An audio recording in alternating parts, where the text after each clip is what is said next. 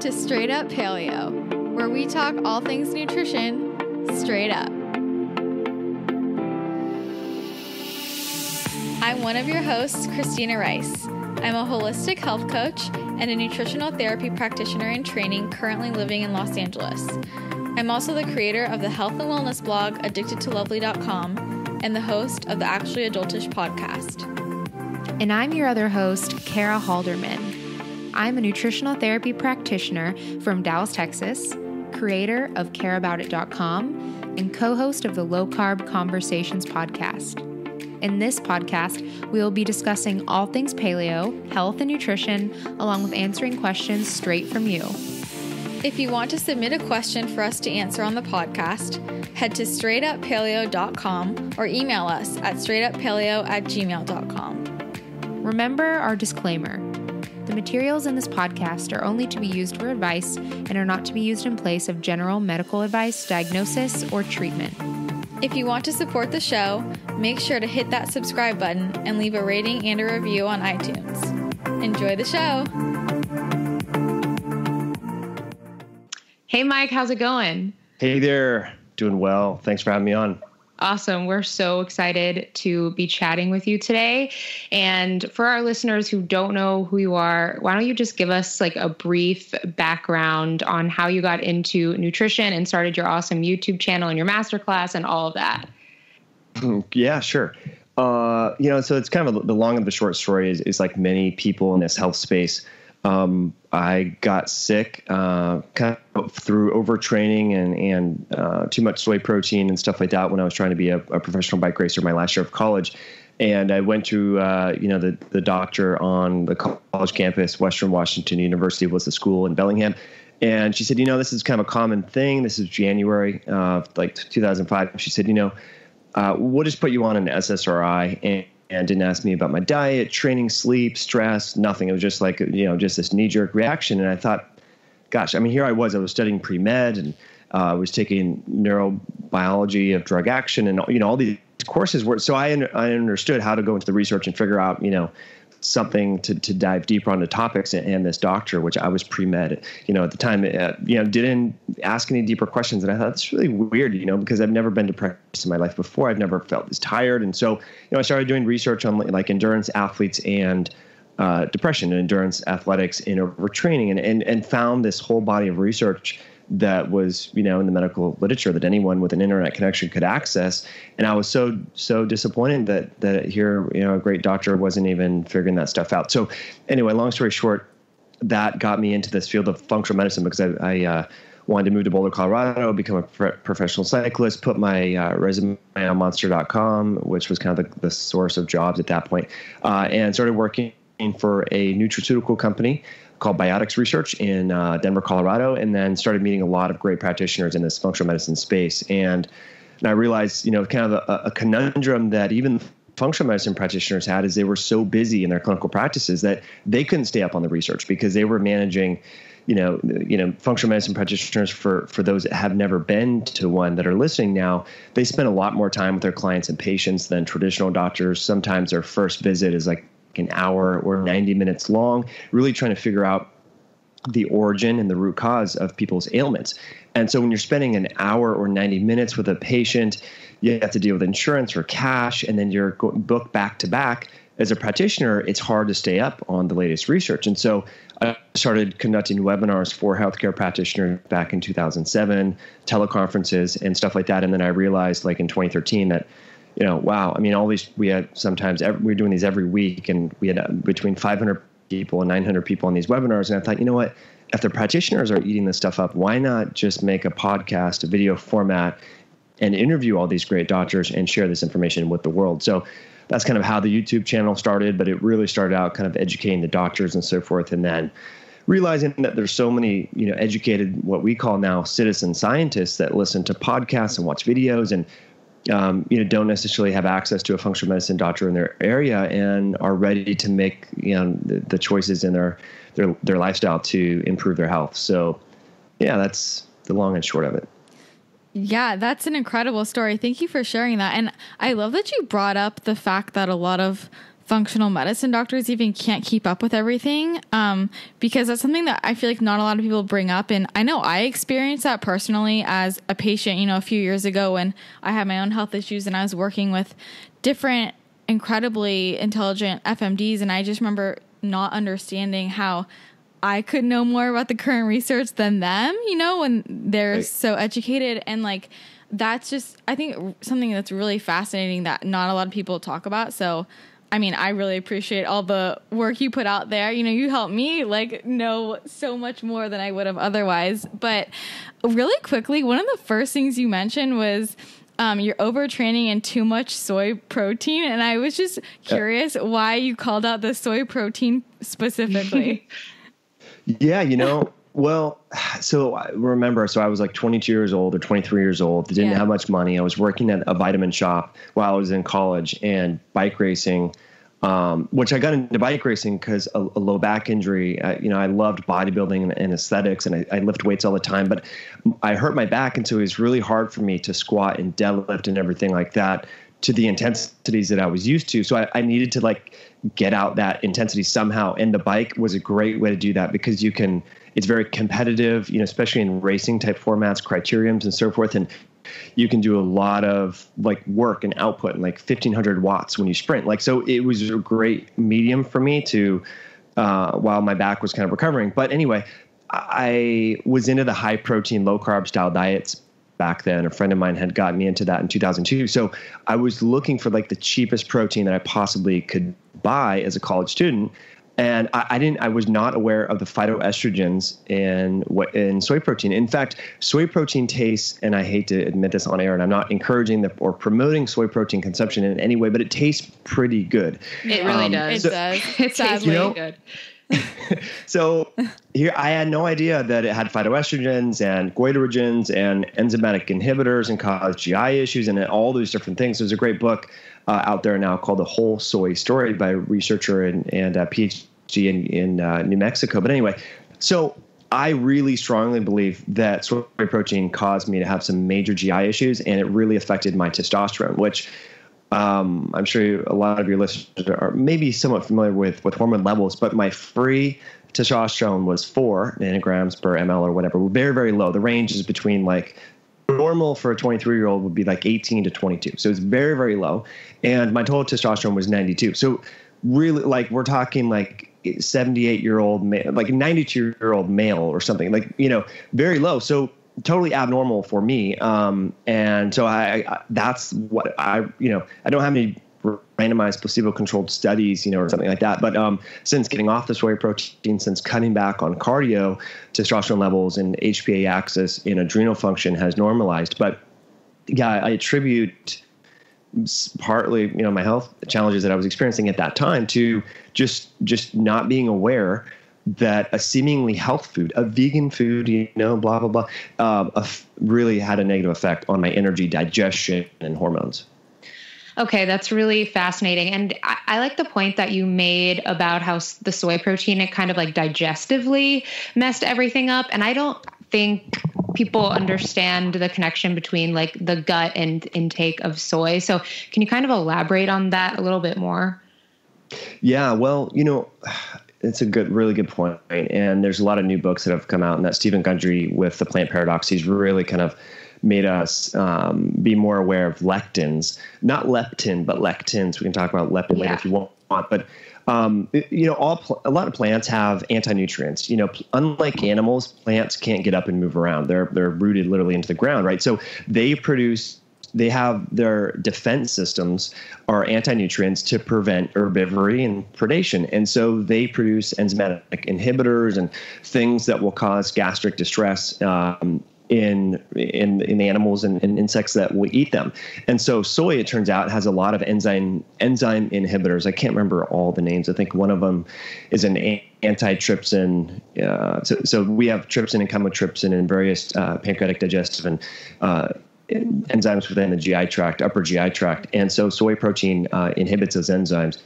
As I mentioned, I'm not an expert on soy protein. There's some great books out there. The Whole Soy Story is one.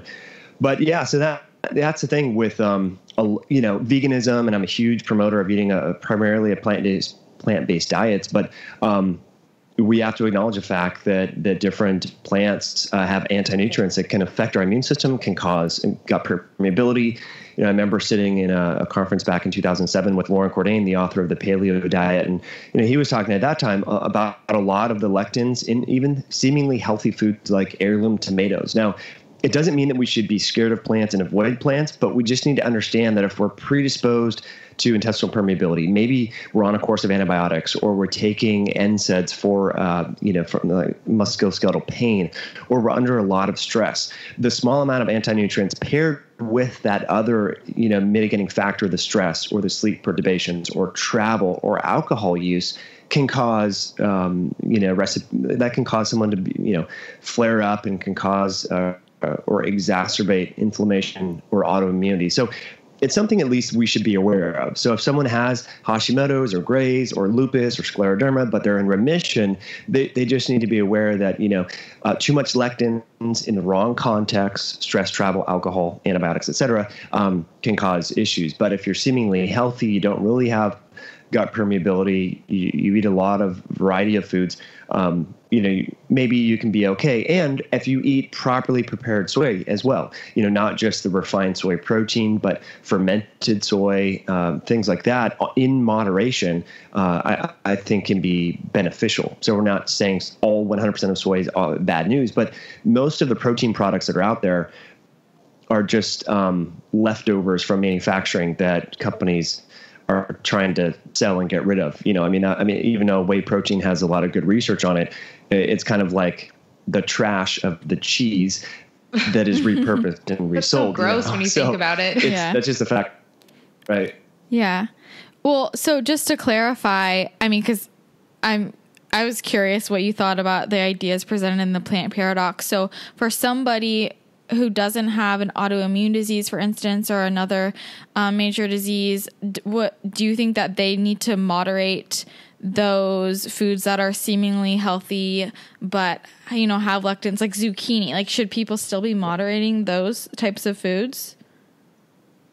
Well, yeah, that's a really good question. I think the downside of that book is now people are more confused than they were. Exactly. Yet Dr. Gundry, he says in the book, I advocate you eat a primarily plant-based diet and a variety of real green leafy vegetables. But I think, people get confused, and then they go back to just meat, butter, bacon, lard, fat, et cetera. And so that may not be good too, because we know a diverse diet, we know fiber, and we know phytonutrients, the color-rich compounds that give vegetables, the blues and the purples and the greens and the reds. Those are very helpful for our microbiome. They're very anti-inflammatory, they're antioxidant, et cetera. So I think the key message here is, eat fresh food. And when you cut it up, cook it or eat it. Don't let it sit there. So a lot of people, what they do is they get Amazon Fresh or whatever, and they're pre-cut zucchini, pre-cut tomatoes, and it's just like, throw it in the salad and you're ready to go.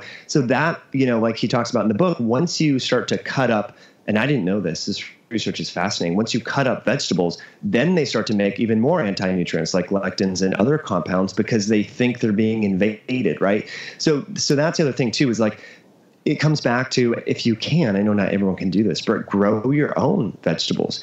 When zucchini was coming into we have 400 square feet of garden space in our backyard, right? So we grow a lot of zucchini, and we were never hesitant to eat it. Like, oh my gosh, are we going to get lectin overload and gut permeability? It's like, once we cut it, we're eating it, chopping it, cooking it, it's ready to go. So, we're not allowing the plant's time to make extra lectin and anti-nutrients and so forth. But we also don't have autoimmunity. We're pretty physically active and so forth. So, yeah, I think, it's all context dependent, right? If you were inflamed, if you're recovering from an inflammatory process, genetically predisposed, if you have microbiome imbalances, you weren't breastfed, maybe you were C-section delivered and not vaginally delivered, maybe growing up you've had multiple rounds of antibiotics, so your gut microbiome is perturbed and balanced. Maybe you've been on a proton pump inhibitor and digestive suppressing medications for heartburn for a number of years. We know that causes gut permeability. So I think everyone should kind of think through their own personal life journey and then come to the conclusion that, maybe I should, at least for this point in my life, avoid lectins or minimize them and make sure that I'm cooking food very freshly. So I'm not just, buying the pre-cut stuff as well. Well, but this is the thing though. I mean, how many people in America do you know where one of those things you just mentioned doesn't apply? That's a good point. Yeah. Like to me, what you're just describing, I mean, I can't think of a single person.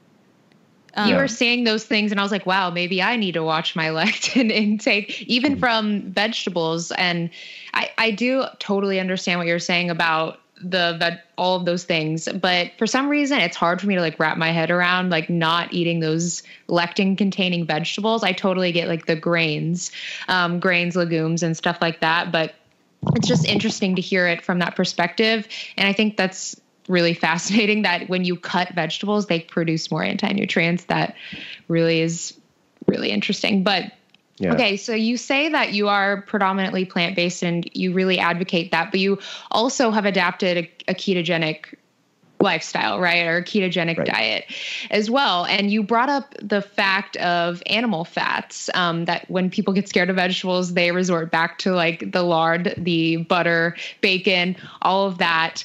And I just kind of wanted to know, what is your stance on animal fat and your stance on the ketogenic diets that are really high in animal fats and animal products? Yeah, this is a very polarizing topic. And I think, it gets confusing because in my book, Belly Fat Effect, I talk a lot about this extensively, about this. And it's almost like a fat paradox. Fat is back. Nina Teicholz, and there's all these other authors. Gary Taubes have really done a lot of great investigational journalism and kind of unearthed this conflict of interest and how the food industry has manipulated data and, paid off scientists and all this. So we know that there's a lot of controversy and speculation over dietary fat. We know that, the recent, there's been quite a few epidemiological studies recently that have looked at dietary fat consumption throughout the world. And we know now that it's really, even high fat diets are not directly correlated with heart disease, saturated fat's not bad, et cetera. But there is the point of when you do have, and I did kind of underscore, as you mentioned, animal fat, and due to the chain length in the animal fats, kind of the shorter to medium chain fats are found in the cell membranes and tissues of animals. And when we cook them and so forth, they tend to be liquid in nature when they're heated.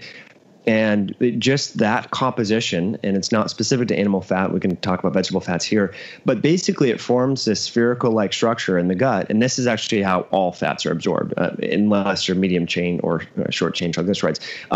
But they are absorbed via this chylomicron, which if people just think about the shape of a moon, like little moon-like structures, very, very small, that's how fats are absorbed. In contrast, amino acids and carbohydrates, we have different amino acid transport proteins in our small intestine that allow for, say, glutamine or glycine or taurine or whatever to get across. But interestingly, the way fats are absorbed is through these chylomicron-like structures. So a bunch of fats get together like a piece of soap, and then they're absorbed via the lymph that way and cross the gut lining. And what's interesting is if you have a lot of gut bacterial imbalances, again, the antibiotics, the C-section, delivered birthing and PPIs and all that, you can inadvertently, kind of like a Trojan horse, so inside the sphere of all the fat that you absorb from your meal, bacterial fragments known as endotoxin or lipopolysaccharide can kind of sneak in the body like a Trojan horse would get into a village of sorts and cause inflammation that way. So this is well known and well established in medical research. It's called metabolic endotoxemia or endotoxin. Endotoxin is correlated with pretty much every disease we can name that's chronic disease that costs the healthcare system a lot of money. Autoimmunity, depression, type 2 diabetes, obesity, heart disease, everything else. So basically what happens is if you eat a diet that's devoid of fiber, devoid of phytonutrients, and high in these, primarily animal fats and so forth, you increase your blood levels and circulating levels in your body of these bacterial fragments known as endotoxins. Those are directly pro-inflammatory. We actually have little receptors on pretty much every tissue in our body called toll-like receptors that recognize endotoxin. And once those two pair together like a lock and key, there's a switch that turns on that's very pro-inflammatory, and it causes insulin resistance and everything else. So, I just like to caution people that, and it may be that when someone is fully keto, that because the ketone bodies that the liver makes when you're on a low carb, high fat diet are very anti-inflammatory. So it may be such that the ketone bodies override the inflammation induced from the endotoxin. But a lot of research shows that, these animal fat type meals, particularly fried foods and so forth, cause inflammation from kind of this gut inflammation from the endotoxin being absorbed. So I like to my whole message, on the YouTube channel, on the podcast, is if you're going to eat high fat, which I generally recommend for most people, make sure that you kind of overcompensate the phytonutrients in the fiber. So instead of just having plain butter and bacon, throwing in rosemary, garlic, ginger, curcumin or something. I know it sounds like a lot, but it's a lifestyle change. And our ancestors would use herbs and botanicals to preserve meat products and ferment products, and so forth during the winter months anyway. So it kind of fits into that whole evolutionary biology and nutrition anyhow. But that's the thing there. So for example, I remember reading this study back in 2008 and what caused me to go on this 4-year journey to write the book Belly Fat Effect. But individuals were advised to give, this was the clinical study, one arm of the study, individuals had a very high cream fat. It was like a McDonald's milkshake, a lot of animal fat. And then they had the McDonald's type milkshake with just a little bit of orange juice concentrate.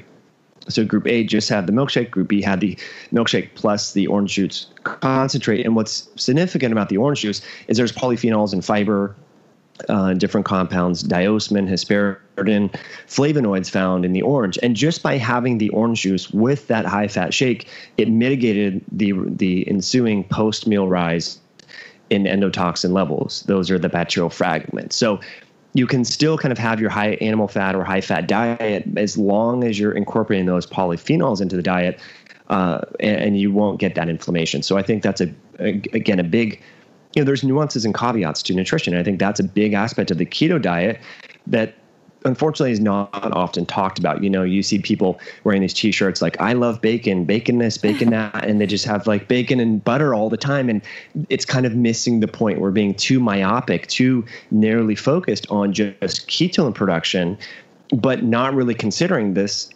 organ. Our microbiome is now an organ. It's more metabolically active than our liver. And the only thing that separates this organ and these, millions of bacteria, billions of bacteria, is a single cell layer called our gut epithelium. And so we need to be mindful of that, cognizant of that. And if we're embarking on these dietary changes, which can be very favorable, we need to do them in the right way and not ignore the polyphenols and the fiber from vegetables. Oh my gosh, you just literally blew my mind. That's crazy. I really acknowledge you for bringing that up because you're right. It's not talked about a lot. And kind of like backing up to the endotoxemia part, were you talking about the toxins from the animal fat or toxins like from the body causing the endotoxemia? Great differentiation. I think it does. The vernacular, the jargon gets a little confusing. So when we say environmental toxin, we're usually talking about like makeup, cleaning products, parabens, perfumes, stuff like that. But endotoxin is just the name for a little fragment that's on a specific type of bacteria that all humans carry. In fact, every human being, if you were to get into a major, heaven forbid anyone listening, a major accident, skiing or a car wreck, and you perforated your bowel, you would have septic shock, and that would kill you because what happened when you perforate your bowel causes bowel damage such that you're leaking colonic or intestinal contents into the sterile portions and compartments of your body. Your body goes, oh crap, we have a major problem, raised inflammation, we have leakage. That is caused, that inflammation that ensues, if you were to have like a knife wound to the abdomen or whatever, that is from endotoxin. So endotoxin, if we think about anyone that's taken microbiology, we know we have different bacteria are characterized by their cell wall components. And gram-negative bacteria have on their cell surface this kind of like flagellar. If you think of like dogs have tails when we talk about bacteria and stuff, this little flagell, that's known as endotoxin. It's also known as lipopolysaccharide. So that's just the term that describes this tail of sorts that's on gram-negative bacteria. And every human walking planet Earth has 5 grams of endotoxin containing bacteria in their GI tract. Most of it is in the colon, but some of it is also in the small intestine. So that 5 grams, if you were to inject 1 gram of endotoxin into your bloodstream, you would be dead or very close to being dead. So that's what's crazy about this. Our GI tract, there's just one single cell separating us from life or death, literally. And so if we think about when we get a paper cut, that's 7 different layers of skin. I mean, how easy is it to get a paper cut and you're bleeding? You're cutting through 7 layers. Your small intestine is one single cell. That's it. And so, yeah, you have 5 grams, enough that can kill you. So just think about when you go to McDonald's or have junk food or too much keto food and not enough fiber, you're leaking this stuff in. And so these bacterial fragments, they don't readily cross unless there's damage to the barrier, which we talked about, some of the insults there, stress, sleep issues, alcohol, et cetera. But they also can hijack within the fat, the ways that fats are absorbed, which is called chylomicron assimilation. These endotoxins get within the spherical structure, the way that fats are absorbed, and get into the body that way. It's a little trick that, or just maybe it's by accident. I don't know how all the evolutionary biology of this, but interestingly, though, here's what's really fascinating about this is endotoxin, again, this gram-negative bacteria, it's also found on meat products too. And that's actually how endotoxin was discovered back when cholera is a gram-negative bacteria. Researchers I think it was 1903 or something along those lines, they figured out that even if they heat-treated cholera and injected it into rats, it still killed them. And they were shocked. They were like, because every other bacteria that was studied up to that point and virus, if you heated it, you would kill it and it wouldn't be virulent. It wouldn't cause deleterious health issues in little rodents. But that was what was interesting. And so that's what literally led to endotoxins discovery, is that it's not killed by heat. So another big source of endotoxin exposure can be that meat that's on sale, that's been sitting out there, the grass-fed beef that, normally is $17.95 a pound because it's a filet mignon and it looks a little brown and you're like, oh my gosh, it's 25% off. I might as well get that. Well, I wouldn't advise that. So meat and any animal products that have been sitting around, they grow more bacteria, and that's why they change their color, in the case that you see in the grocery store. And that color changes from bacterial growth, and you don't want to consume that because the more bacteria on there, it's a lot of gram-negative bacteria that's growing. That's going to be more endotoxin that you're swallowing, and that stuff's not killed by heat. So you're going to absorb that. It's going to cause inflammation. So, that may be, and I'm not saying meat, high meat diets are bad at all. I'm not against meat. But that may be, because there are some studies that show that meat consumption is linked with heart disease. And could it possibly be at least a subset of meat eaters are eating meat that's really rich in endotoxin, and that's causing the issue? Not necessarily the protein or the cholesterol in the meat would affect the high levels of the bacterial endotoxin, because people are eating poor quality meat sources and so forth. So hopefully that clarifies. What if it is grass-fed meat, like really good quality local meat? If someone's eating like a high meat, high fat ketogenic diet from good quality sources, do you think it still has the same effect? Meat quality is huge. So I think that's absolutely very, very important. And then the meat is just going to be healthier in general. The fatty acid composition of the meat, as many know, is going to be different because the animals are eating different, foods. And so if we think about, well, how does endotoxin come in? Well, antibiotics is a great way to cause gut dysbiosis. Well, commercial animals that are fed grains, you never see cows eating corn on the cob and soy protein, right? So their gut is so sick that, to prevent them from literally getting more sick, and to cause them to gain weight, they're given antibiotics. I mean, this is part of the process and why antibiotics are given, because these animals are sick. So that meat is probably really rich in endotoxin. And so that's, one reason why traditional meat would be bad news bears. And not to mention those animals, and this is a little woo-woo, but those animals can't be happy. They have no room. And this is something that, I've been curious about for years, but we have no studies on this. But you're eating the flesh and the biologic components of an animal that is unhappy, that's probably depressed. And we know in humans, this whole field of psychoneuroimmunology psychoneuroimmunology and psychoneuroimmune endocrinology. So anyway, our negative thoughts, pessimistic thoughts, bad thoughts, rumination, that affects our immune system and our endocrine system. So you're eating products of an animal that is sick and depressed and unhappy and scared. How is that going to affect your biology? And so that's what I think is a bigger issue. I know it may sound a little out there, a little woo-woo, but I think in 10, 20 years, we're going to learn a little bit more about the mRNA, so the microRNA, that's kind of the expression of genes. And we can categorize this. And I think the phenotype of the animal flesh from unhappy animals is totally, totally different. And that's just my own speculation, my own hypothesis, but I think we're starting to learn that. And if you look at the people that consume this stuff, that are in prison, that are causing crimes, eating McDonald's, eating the junk food, it kind of makes sense to me that maybe they're not just crazy people. Maybe they're eating food that's really, sending wrong messages to their own DNA and causing them to act in weird ways.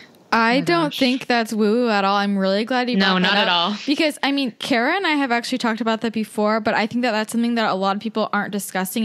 We look at all the tragedies going on in the world, and in my head, that's what my head goes to as well. I'm like, what are they eating? But I feel like that's just something that would be really hard for people to accept.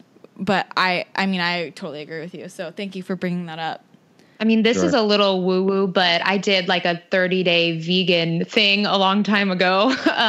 But I experienced just overall like my happiness level, because I wasn't eating at the time the best quality meat because I couldn't afford like the highest quality meat. So I knew I was not getting happy cows and happy chickens what I was eating. And then I switched to doing a vegan cleanse type of thing for 30 days. And it was almost like I had no depression, no anxiety. Like I felt physically on a different, or mentally on a different vibrational like level. So, and I know a lot of vegans, when they first do that, they experience the same thing. So I can totally see how exactly what you're saying. It does sound a little woo-woo the more you say it, but I really do think it makes a huge difference. Yeah. Oh, that is so fascinating. Yeah. So I would love to talk more about your approach to a ketogenic diet a bit more, because it's very different than most other people's that we see popularized. So could you talk more about like how you approach a plant-based ketogenic diet and why you choose to do that? Yeah, that's a wonderful question. Thanks for that.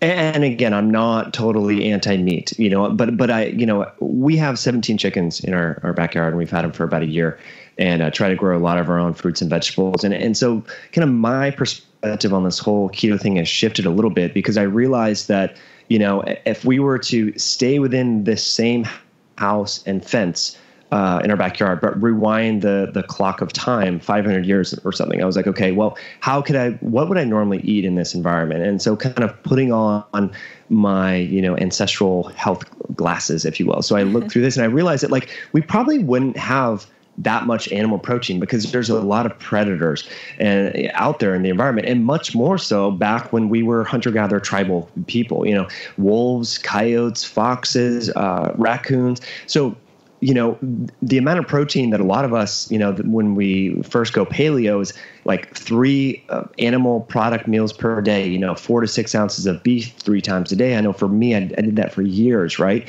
But I really don't think our ancestors, and if you look at unindustrialized people throughout the world, they don't eat that much animal product. So I think we've kind of overdone that for a while. So what I'd like to do is just focus on what's locally available in my environment, because I think our bodies are great at adapting to where we live. I was just in LA last week. I live in Seattle, and I was walking around. So I would get up and like go get my coffee at Whole Foods or whatever in the morning.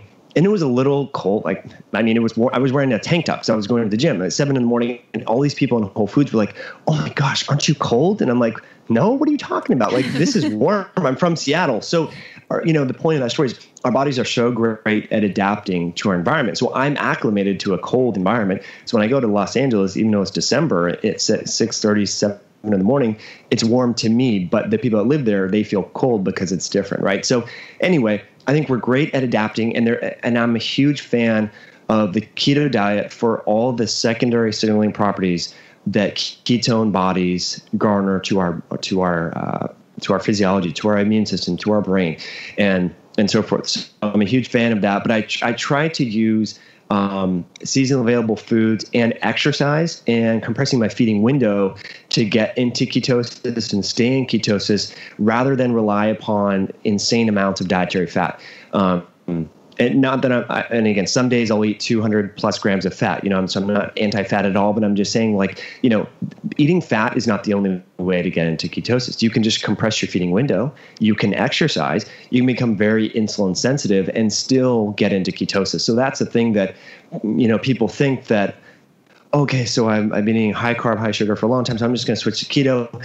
And then they're eating 3 to 5 meals a day, they're snacking and all this. And it's like, well, that doesn't really work, because part of the whole ketogenic diet and lifestyle is compressing that feeding window and making sure that you're fasting for at least or more throughout the day, longer than your feeding window is open. So at least starting out with a 12-hour fast, which is just basic, but getting into more like a 16-8 or even 18-6, meaning for 18 hours a day, you're fasting and you're only eating between a 6-hour window. And so if you eat that way, you can have and you can afford a little bit more carbohydrates that are seasonally available compared to a classical ketogenic style diet. And so that's my approach, and so forth. And so, that kind of looks like maybe 3 eggs in the morning from our chickens, half an avocado. And even though I said eat seasonally and local and all that, we don't grow avocados in Washington. It's too cold. So that's one exception to the rule here. But, just trying to have a lot of real food, a lot of, plant-based fats that have been unrefined, so, not a lot of MCT powder or things like that, but more whole coconut, coconut chips, just getting the whole coconut, chopping the top off and eating the coconut meat, avocado, eggs, as I mentioned, and soaking and sprouting nuts and seeds. Those are phenomenal ways to get a lot of healthy fat. And then, the eggs I mentioned, and then, kind of in not as much amounts, grass-fed and locally prepared meats,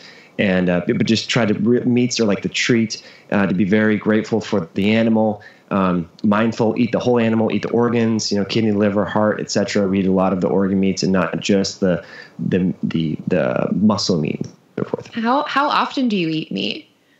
Yeah, that's a great question. So I've been experimenting with this just to see, like you said, you did a vegan cleanse and all this. Mm-hmm. So, my wife and I, here's what happened. We used to buy a grass-fed cow every year, starting, 2013, 2014. Every year, so cows are usually slaughtered in like August, September, and we would get this cow, and it just hit home for me that, I don't know, I got, it sounds weird, but I got really sad when the farmer said, okay, we just put down your cow, and I was like, holy crap, like, really? Because I see cows when we go out hiking and they're so beautiful, and you see the baby cow and the mama cow and they're walking around. I'm like, wow, this is real. Like, a cow really died. Like, you don't make that connection. It sounds stupid, but you don't make the connection when you just buy beef off, it's wrapped in saran wrap. You're just like, it looks no different, well, just from the outside of color and texture from canned coconut milk or eggs. It's just something you buy at the store. There's no association or connection there. So it made me realize that, okay, we need to be very mindful and eat every single piece. So we had the bones, we had the liver, we had the heart, we had the tongue, we had everything. And so we named the cow, and, we were just much more mindful and didn't throw away scraps or anything, and saved everything, made bone broth, etc. And so that experience really changed me from eating just tons of meats to, okay, this is like a once a day type of thing, and then relying upon more eggs and the nuts and seeds. And then once we got the chickens, that's when I really realized that, okay, we have a fair amount of space in our backyard, and we're on like a third of an acre, and maybe comfortably, without causing the chickens to get sick because they're too crowded, we could maybe have 30 chickens. So I was like, okay, well, if we were to eat how much protein that, the bodybuilding people want us to eat, we'd have to kill a chicken a day. I'm like, that would be so much work. And then we'd also have to prevent the chickens from being killed by raccoons, foxes, coyotes, and all that. So I'm like, that just doesn't make sense to me. I'm like, this would be so hard to do. So that's when I realized, I'm like, you know what? I'm going to experiment with this, and we're going to do 30 days vegan and just totally vegan. So my wife and I, in August, we did that. Our body composition actually improved. I lost body fat. Digestion was so much better. But I did start to notice that after day 45, I was like, you know what? Sometimes I just crave meat. And so that's what I do more, just follow my intuition. If we've been lifting hard, if we've been hiking, some days we'll do 15-mile hikes, or, maybe not 50, like 7 to 10-mile hikes and vigorous, activity. Then that's when I'll incorporate the animal protein. So it's more, again, people want a formula, they want a system, they want to know their macros and the meal guide. Right. But we got to just get back to our intuition. We all can feel when we're around a negative, bad person that gives off bad vibes, but yet we don't listen to our gut when we're craving certain foods. And I think we're so divorced from that. So that's just one thing I encourage people, is just get back to that intuition. If you're craving meat, have some freaking meat. If you want carbs, have carbs. Just fast a little bit longer, or don't eat, for the next 12 hours, whatever, because you can get back into ketosis that way. So that's what I recommend, is just following your gut and your intuition. And then really, what are your goals, and is your strength increasing or decreasing? How's your sleep? How's your digestion? How's your body fat around your abdomen? All those questions, constantly, checking in with your body, I think is the best way to approach this. I'm curious. So do you eat a lot of nuts and seeds? Do you worry about the anti-nutrients and the lectins in those? That's a wonderful question. So we prepare them. Yeah. So we don't just get almonds from Trader Joe's and start downing them. We soak them in filtered water overnight, and then rinse the water. And if it's almonds, we'll take the skin off and so forth. If it's pecans, we just put them in the dehydrator. And so that kind of, what's sprouting them really. I mean, if you want to sprout a seed, you soak them in water, and then, and so it activates them, and it gets rid of those anti-nutrients. And so the thing is, when they're just dormant in the shell, or walnuts are just sitting there, they do have more enzyme inhibitors and anti-nutrients. So it's a process. Not everyone's going to do this, soaking seeds and nuts. Come on, who has time for that, right? But this is that, when you start really considering health a priority and making it a priority, if you properly prepare the nuts and seeds, they're not as bad for you as one might think. Okay. Also, I would love for you to talk more about, you put a heavy emphasis on vegetable consumption. How much do you think people should be aiming for in their diets? And why is that so important? Yeah, this is a great question. One of the epidemiological studies that I was mentioning when we first kind of got on here is called the PURE study. Can't remember the acronym, but it was a University of Hamilton and just outside Toronto. Epidemiologists wanted to see what dietary programs and macronutrient ratios affect the body, whatever. So anyway, they worked with doctors and researchers in 17 different countries throughout the world, and they tracked everything. This was for years. And so they had 134,000 people fill out surveys, track their mortality, they tracked blood pressure, waist circumference, all this sort of stuff. And so what they found is even though we're told we should have 17 cups of vegetables and all this sort of stuff, they found that, the protective effect of vegetables kind of peaks at around 5 servings of vegetables per day. That's kind of the sweet spot that people should aim for. And so sometimes, I'll do these YouTube lives and stuff, and people say, I've had 12 cups of vegetables a day and I have GI issues, or I think you can have too much water, you can have too much sunlight, and you can have too much vegetables. And so I recommend people kind of aim for around 5 servings per day. But, if you're bloated, if you're stressed, if you're traveling, then don't, try and force a square peg in a round hole. Listen to your body. But the sweet spot tends to be around 5 servings per day. Okay. That still seems, even with some stuff that I've heard, a little low. You're familiar, Terry Walls saying 9 cups a day. Yeah.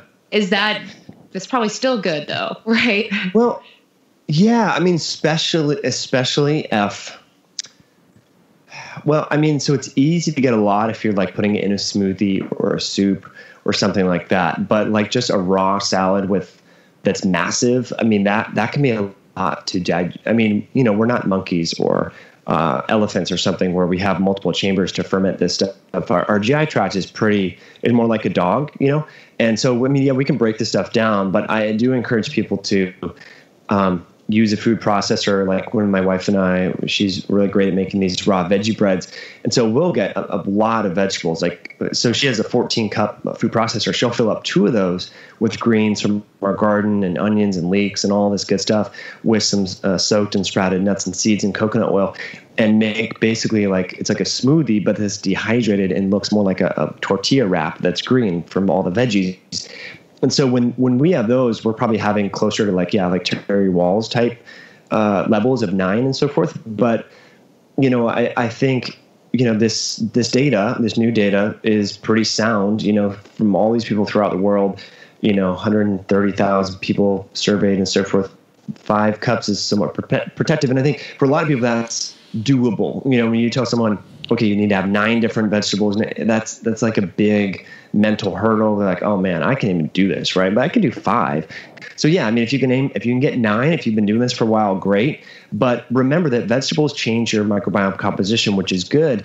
And if you're new to this, when you start introducing all these vegetables, you might expect to have a little bit of gas, maybe some changes in your bowel movements temporarily while your microbiome kind of changes a little bit. And so just keep that in mind. And then, things will normalize after a couple of weeks of doing this. But, vegetables have a huge impact on our bacterial composition.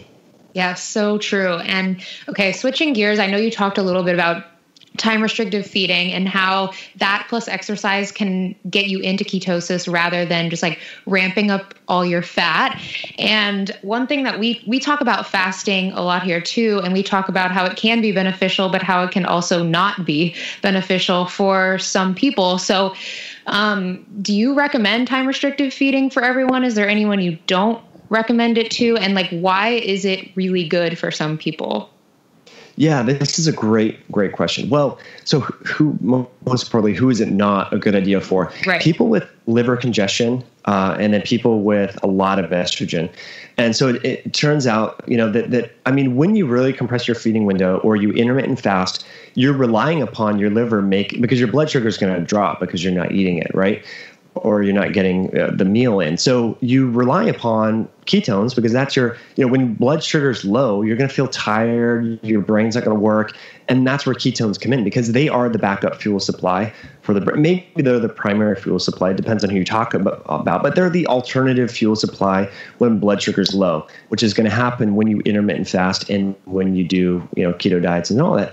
And that, by the way, is part of the benefit of time restricted feeding and intermittent fasting is having low blood sugar because blood sugar can glycate and attach to proteins and damage things and all that. So, but if your liver is unable to make ketones, that's a problem. Because you're going to have low energy, you're going to be lethargic, your brain's not going to have energy, and that's a bad thing. So, how are ketones made? Androgens, DHEA, DHA sulfate, testosterone, tend to be more ketogenic in nature than estrogens. And it turns out that the androgens kind of foster ketone production within the liver. So we see these people with very low androgens, estrogen overload, a lot of body fat. Body fat contains an enzyme called aromatase that converts testosterone into estrogen. So for those people, at least initially, doing a lot of fasting, a lot of time-restricted feeding, they might not feel so hot on it. They might feel a little bit more tired than they anticipated. They might not have the mental clarity that they were looking for. And so what we want to do is maybe more of a high-protein, lower-carb, moderate-fat style approach for them, while we build up the lean mass, get them exercising, and then burning some of that body fat, and then transition to the more keto. So that's approach. Basically women that have hormonal imbalances, like low sex hormones, high estrogens. Yeah, totally. So that would be that one group. And then also it kind of fits in, it's synergistic with that is liver congestion. A lot of people have, when we become insulin resistant, we start putting fats wherever the body can put them. We're converting sugar to fat. I mean, this is known as ectopic lipid deposition. So if you look at someone that's insulin resistant, they have fat in their heart, they have fat in their liver, they have fat in their pancreas. I mean, this is what causes type 2 diabetes. Is so much fat is being formed within the pancreas that the pancreatic beta cells can't do their job, and then they stop releasing insulin and so forth. So this also happens within the liver, and this is very, very common. Fatty liver, non-alcoholic fatty liver. And so for people listening, it's a great time of year to do your blood work, around Christmas and the New Year, and look at your liver enzymes. So there's 3 different liver enzymes. You need to make sure you also get GGT. So most doctors will do the AL. These are called the liver function tests, the AST, the ALT, and the GGT. You want to make sure you get all 3 of those tests. Oftentimes, doctors don't do the GGT for whatever reason, but you need to ask for it and specify that you want that.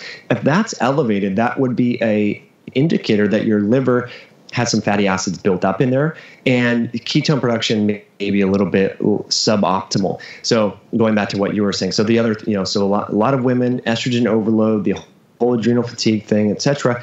And also, if you have buildup of fat within your liver, you would know that by these liver enzymes. And also, if you're insulin resistant, it's probable, not directly correlated, but it's probable that you're going to have fatty liver. So again, you need to maybe not do as much of the fasting, make sure that you're doing the exercising, getting good sleep, all this stuff comes together, detoxing, and all that. Sauna, I think, is wonderful, but all these different things, they all work synergistically to help us become more metabolically flexible. Once we start burning fat more efficiently and become fat adapted, then that liver fat is going to decrease, but we kind of need to get there first, so that we can go longer without foods. Because our ancestors didn't have fatty liver, right? So they could fast and do all time shifted feeding and go without food because their liver's making ketones. But we've kind of screwed up our bodies so much and our livers being congested that it seems like fasting is like a natural human thing, but we're living in an unnatural environment. And so that we need to kind of get back to that. Okay. Really quickly, I have one more question, and then I do want to talk about exercise a bit before we wrap up. But do you think that everybody should be following a ketogenic lifestyle, or is there anybody who you don't think should be? Yeah, this is a great question. There are a lot of benefits to being in ketosis, but first of all, if you're from Portuguese or Saudi Arabian descent, there's different polymorphisms that those individuals have that are actually that slow down the liver's formation of ketones. So being keto wouldn't be good for those people. So genetics do play a role here. So that's one thing, but we need to also think about kind of why we're doing this. So for me, I've had head trauma. I was involved in action sports as a kid. I mean, we basically lived at skate parks and snowboarding and raced motorcycles. And I had older stepbrothers that did some crazy stuff to me, threw me off tree forks, down the stairs, handcuffed, all this stupid stuff. So I've hit my head a lot, and I was constantly insecure about my brain growing up. I really did terrible in school until, it was first year of college. A friend introduced me to this keto diet. I didn't know there was affecting my brain. I just thought it would help me stay lean. And so that turned on my brain. And all of a sudden I was getting great. I was on the dean's list. My parents were like, "What, you're on the dean's list? You're majoring in biology?" Really? We were worried about you, that you would never even, you were going to flunk out of college. Right. So for me, I'm doing it for cognition because I really want to preserve my brain. I feel like I've had a lot of shots to my head, but for some people, maybe they're not so worried about that. Maybe their issue is, diabetes or blood sugar regulation or whatever. So I think you need, with anything in life, right? You need to have a goal and a why. And if you're relatively lean, if you have no head trauma, you have no history of Alzheimer's or dementia or Parkinson's or whatnot in your family, you don't have autoimmunity, you may not need to go keto. There's no real reason. Maybe periodically you could, fast for a day or whatever, just to kind of stress test your body and cause some adaptive responses. But, I think here's what I think. Everyone can benefit, but not everyone needs to do it. And there are a lot of benefits to doing it. And I think the biggest benefit is just being able, or just being more aware of the sources of crappy carbohydrates, and that because you're keto, you're going to avoid those. And when I say crappy carbohydrates, this is gluten-free chips, gluten-free crackers, gluten-free bread, all that gluten-free stuff. I mean, okay, great. It doesn't have gluten in it, but it's loaded with processed carbohydrates. And so that's going to throw you into blood sugar dysregulation. So I think that's the biggest benefit, is you're just going to have a more even blood sugar regulation, and you're not going to care so much about all this high sugar stuff that we're exposed to. Yeah, I think that's a really good point. Thank you for that. Okay, before we wrap up, I want to talk about exercise a bit because I know you have a lot to say about this too, but I would love to know, I guess, a little bit more about what is your exercise like now? Yeah, so that's a really good question. It kind of changes a little bit seasonally because I love skiing and backcountry skiing. So I do a little bit more aerobic type work in the winter. But I try to lift every major muscle group 1 day a week. And so that turns out to minimum 3 to 4 days a week in the gym. And so I split things up. So I'm doing legs twice a week, but leg 1 day would be more of a push. So more, quadricep focus. The other would be more of like pulling, deadlifting, reverse deadlifts and so forth. But, so I think, strength training needs to be kind of the base, the foundation. It's the foundation of your metabolism, really. And it's slowing, it speeds up fat burning. And, we know that, muscle tissue is a big leptin and insulin sponge. The more muscle tissue you have, the more balanced your leptin will be and insulin will be and all that. But I love the stress reduction component of yoga. So I start the day off with yoga pretty much every day. Not for 40 minutes, but it's, a good 15 to 20 minutes of some vinyasa poses and stuff like that. We go hiking a lot with my wife and daughter and dogs. And so we're going to go hiking tonight with headlamps, so we're just go for 45 minutes. It's not a vigorous hike or anything, but we're just out in the woods. And there's a lot of just not only the movement component of that, but the stress reduction, being in the trees, getting, good air, clean oxygen. So, I think what people should aim for if they're looking for targets is try to hit every major muscle group per week, and it should at least be 2 days per week you're exercising. That's like the bare minimum to stay healthy, ideally 4. And, get a Fitbit or a ring, something that tracks your step. I think the movement throughout the day, getting a minimum of 10,000 steps per day, aiming more for 12 to 15,000, I think is ideal. And particularly if you're worried about body fat, if you're worried about burning fat for fuel and blood sugar. So that's what I recommend. Your wife gets like 16,000 steps or something by 8 a.m. Like I saw that in your video one time. That is insane. Yeah, it's interesting, right? It sounds like, and again, I'm not saying that what she's doing is wrong, but, Deanna's way to de-stress is through exercise, right? And so it's, for a lot of people, she just loves it, right? So, she is borderline excessive with that sort of thing. So I think it's good to go out there and get movement, but I don't want to discourage people and say like everyone needs to get that by 8 a.m. That's like she's an outlier. That's the best way to say it. And she stays lean. And, for her though, she's not doing very intense exercise. It's just like movement. And she really that's where her creative time. So she just loves it. She's almost addicted to it because she comes back and she's writing everything down and everything. So, part of the message I would love to convey here for people is do the exercise that gets you into that flow state where your mind is coming up and synthesizing and putting ideas together and stringing things, and whatever gets you into flow state. So even though I'm here saying lift your body, every major muscle group at least 4 days or at least once a week, every week, if yoga gets you into that flow state and you don't like the gym, then just do a variety of yoga and really get into what works for you and your body and what gets you into that flow state. Because if you don't get into that flow state, you're probably not going to stick with it. And then, it's not good long-term. So keep experimenting with things to see what really works for you and gets you into that state. Yeah, I love that. I know you talked about that you had a history of overtraining, and I'm curious, like, what you consider to be overtraining for people. Yeah, gosh. So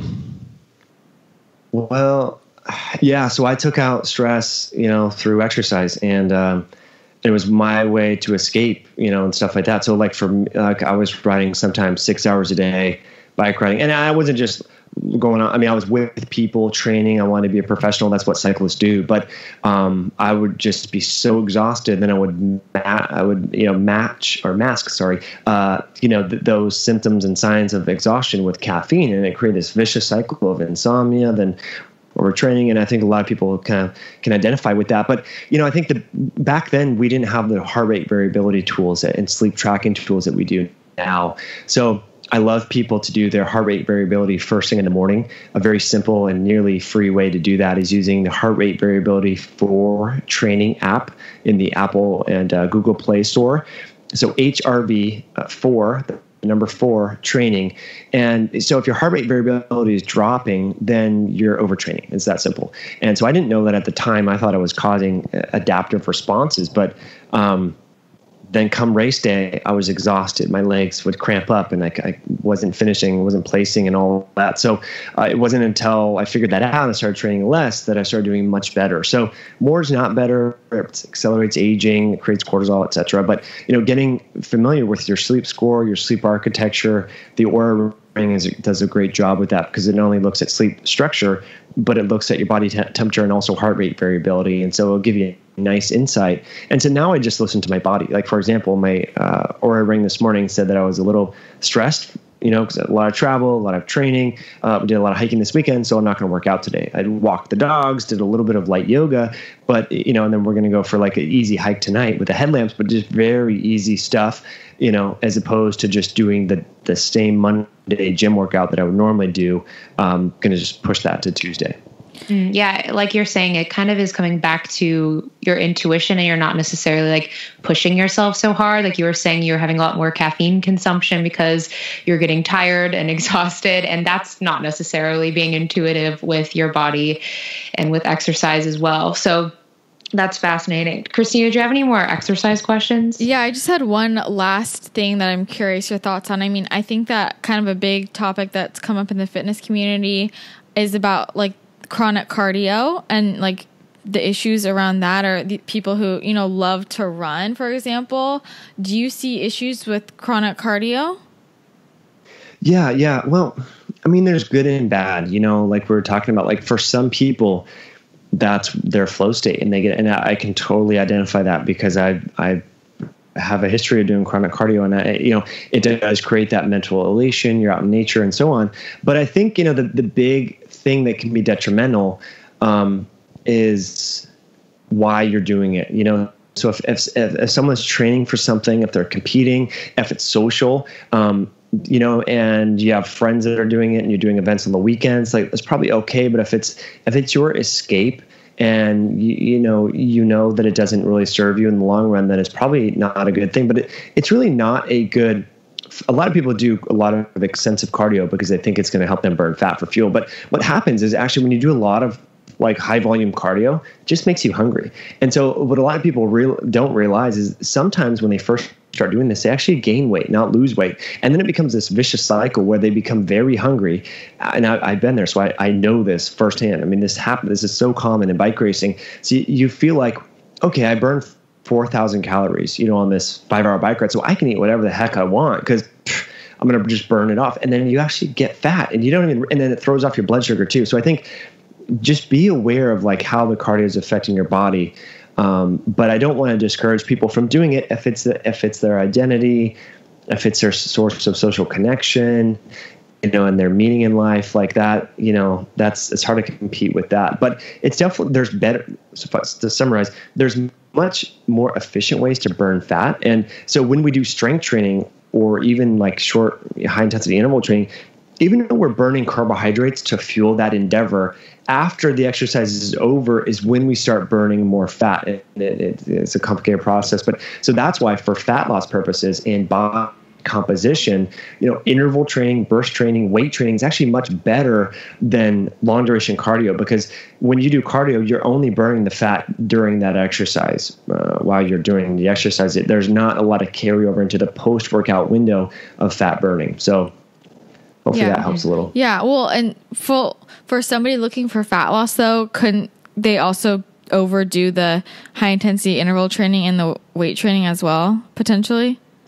Totally. Yeah. And then if they're also doing keto and intermittent fasting and time restricted feeding, I mean, I've had a few clients that like came to me because they're like, I was doing all this and I started feeling dizzy and lightheaded and I fell, and, so there can be some of that going on too. So yeah, I mean, you don't want to do intervals, particularly long intervals, every single day. And so that's where it's like, working with a coach or a good trainer that's not going to drive you into the ground, because like we talked about earlier, I mean, one of the ways to burn fat for fuel is to have good insulin sensitivity. And when you're overtraining or doing too much intensity, that can cause cortisol. Cortisol antagonizes insulin, et cetera. So yeah, you don't want to overdo it, and just listen to your body and yeah, I mean, there's people like Diane Schwartzbein and all these, doctors that have been talking about this for the past decade.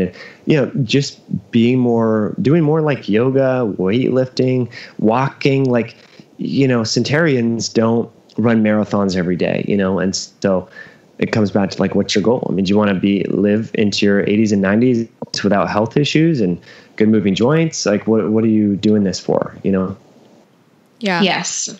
I think that's always something to consider. Okay. Last question. I know you've gotten a lot of controversial topics about this, and you probably already know what it is. But the mouth taping. So you have done something with your daughter called mouth taping, and I would love if you could kind of explain what it is and why you're doing it. Yeah, great question. Well, so it turns out that it goes back to all the things that we talked about. Like when we're younger and we're breastfed, we learn to breathe through our nose because when when little babies are on mommy's nipple and breast, there's no other way to get oxygen besides to breathe through your nose. And when you're breastfeeding, it actually changes the palate and the epigenetics and kind of the way that the genes are expressed, and it affects the mouth and so forth. But for so many people, that's not happening. They're given the bottle and formula and all this, and their noses are congested because of antibiotics and gut bacteria imbalances. So we become chronic mouth breathers. And the challenge with that is when you're sleeping, if you're breathing through your mouth, part of the stages of deep sleep and REM sleep cause every muscle in your body. This is crazy. I had no idea. Never heard about this until meeting with doctors and sleep specialists to interview them on the topic. But we become paralyzed. So this is a natural process. And the thinking is that our body's an intricate machine, kind of like a car. Like you wouldn't work on your car when the engine's running. You're going to turn the engine off. So we need to have periodic times when we're sleeping that are literally completely paralyzed, and like all central nervous system function just like stops. This happens in little cycles, mini cycles. I'm not saying you get paralyzed for 5 minutes. It's like microseconds, but it happened. Now, if you're breathing through your mouth while you're in this deep sleep cycle, your tongue gets paralyzed. It's going to collapse your airway, and then you can't breathe, and you're going to have hypoxia. And that's what literally happens to people. And we know this to be called sleep apnea. I mean, this is very common, and it's linked with diabetes, heart disease, and so forth. But sleep apnea, just like diabetes, has a big spectrum. Just like you can be pre-diabetic or insulin resistant, you're on the trajectory to having diabetes, but you're not quite diabetic yet. Sleep apnea is like diabetes, and there's pre-sleep apnea, sleep disordered breathing, upper airway resistant syndrome. There's all these different syndromes that are on that trajectory, and so many people are on that spectrum and they don't even know it. And it turns out that I was one of those people. So I figured out by interviewing now a friend, Dr. Mark Behenna. He's got a great YouTube channel and book called AskTheDentist.com. But anyway, he's like, look, and he's at the end of the interview, after we were wrapping up, he started talking about how if you tape your mouth shut before you go to bed, it helps your sleep. And I literally thought he was just joking with me and the camera person. And I'm like, well, what are you talking about? And so we started talking about it, and I did it and had just amazing sleep. Like I remembered every single little detail of my dream, all this sort of stuff. So I've been a huge proponent of it and helping people better understand it. And then it turns out that my daughter also was a mouth breather while she's sleeping. So I taped her mouth at night, and I did that Instagram post, and it was so controversial. Yeah. Facebook literally removed it. And I don't think Facebook's bots knew that it was bad, but a lot of people reported it as child abuse. But now a lot of people are catching on to it, and it's taking off. And I think it could be just a huge, there's so many benefits to it, but it can really help you sleep more deeply at night. That's so fascinating. I haven't tried it yet because honestly, I don't have any tape at my house, but I really want to try it. And I'm curious. So what if you like already can't breathe very well out of your nose? That's not me, but like my boyfriend, like he can't even breathe out of his nose. Like do you think, I'm like scared if you tape your mouth that you'll just stop breathing or something? Does it literally force the air to come through your nostrils? Yeah, that's a wonderful question. Well, I mean, this is great. I mean, it's like we need to figure out why your boyfriend can't breathe through his nose. Like, what is it? A food sensitivity? Is it mold in the house? Is it, what's going on there? And the other part about it too is, just like if we don't go to the gym, our muscles atrophy. If we never breathe through our nose, the nasal mucosa, the microbiome, the moisture, like that's not going to be like flex, like our muscles aren't flexed when we're working out. But when we start using them, when we start breathing through our nose, we literally change neural pathways. And so there's plasticity that's being laid down and changes that are occurring, and the microbiome within the nose is changing. So, and then again, what most importantly is what is causing the nose to be clogged. And so for me, this was huge because I realized I'm like, oh, that red wine that I was having at night, well, that causes my nose to be all clogged up, and then I have mouth breathing. So then I'm like, well, even though there might be some maybe health benefits of red wine and all that, I can't do that because it affects my sleep, and that's the most important thing, I think, for health. So, it's a great feedback tool too, to see what is going on in someone's environment. Is it the foods that they're eating that they're sensitive to? Like some people say, oh yeah, gluten, it doesn't bother me or whatever, but then their nose is always stuffed up, and so then you're like, all right, well then you cut gluten out and then your nose is unclogged and so forth, or dairy, cheese, everything. So I think it's even more important for people to try to do it if their nose is clogged, because we should be able to, our nose is there for a reason, right? It shouldn't be totally clogged. Yeah. Like it didn't evolve that way or wasn't selected for that purpose. So that's a great, those people should really investigate and figure out how to kind of get it unclogged. Well, he has a deviated septum, and I'm not sure if that really relates back to anything. Do you know anything about? Totally does. It relates all back to breastfeeding and oral, facial, systemic development. Yeah. So he would definitely be someone that would highly benefit from this. And from myofunctional therapy, from tongue position, how the tongue fits into the mouth. Like he should. Sarah Hornsby, I interviewed her a few years ago now, but I would check out her YouTube channel on that and so forth. So yeah, anyone that has a deviated septum, that is due to this kind of early developmental change that didn't happen but should have. Okay, wow, that's very interesting. I had no idea, and I don't think he was breastfed as a child. So interesting. I'm gonna now force him to tape his mouth shut tonight. But okay, wrapping up. This was an awesome chat. Our minds are blown over here and we've loved it. But before we say goodbye, where can our listeners find you? Yeah, thanks for that. And thanks for this opportunity. Probably the best source, is either on my blog, highintensityhealth.com, and then Mike Mutzel on Instagram, and then High Intensity Health on YouTube. Those are kind of the three platforms where I'm most active.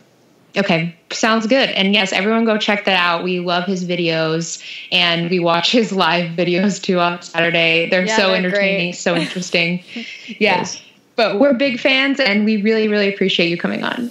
Yeah, my pleasure. Thanks again. Thank you so much, Mike. Bye.